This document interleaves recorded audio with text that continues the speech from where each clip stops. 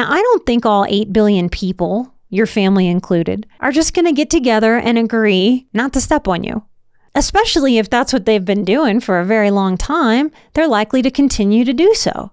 So if you're angry in your life that you have felt doormatted, stepped on, used, that your relationships are less than reciprocal, that you consistently feel like you give more than you get, what are you waiting for? You can be powerless or powerful in this or any dynamic where you have struggle. So when you, me, anybody, when you continue to complain instead of choosing a powerful option for yourself, controlling your own self and letting go of trying to control another, you are paving a road that leads to the victimhood. And the reason I advocate for nobody living in the victimhood, because you could totally choose that. I don't live in the victimhood. I like where I live. But a lot of people don't realize when they buy into the victimhood, because it gets a lot of attention points right now in the way our world works. But when you really start to live in that victimhood, it's a dark, lonely, whiny, low vibe, complacent, depressing place where the real estate values and self-worth plummet. They don't grow there. Here's how this kind of complaining often sounds. Yeah, Nikki, I hear what you're saying. I mean, I get it, right? I can only control me. All right, I get it. But this person in my life really should act better.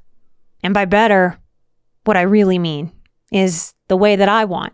That's how I want them to act. What I want is the way that I see right coming out of their behavior, coming out of their talk, coming out of how they relate to me. And I want this on my timetable. I don't have patience. And I'm right about this because their behavior is so bad and awful. Objectively, this is how we try to justify controlling for the greater good, that we have the right to control. And if this is working for you, then disregard me. But in my life and in my experience working with people, this does not forge vulnerability, bonds that have intimacy, often in relationship, romantic relationship. This creates a dynamic of one person being the parent and the other person being the child. That is not the dynamic we want for a healthy, strong marriage or relationship. So when we reflect on ourselves, we can sit and ask ourselves, maybe journal, maybe talk about it in a therapy or a coaching appointment. Have I been controlling for the greater good? And has that been working for me? Is there a better way? Am I willing to lean into learning some other ways? Which also challenges me to let go of the control of doing it my own way, of just having my own thinking brought to this dilemma. It is such a power move when we embrace that all we can truly change is ourselves. And here is what I think of as a secret of life.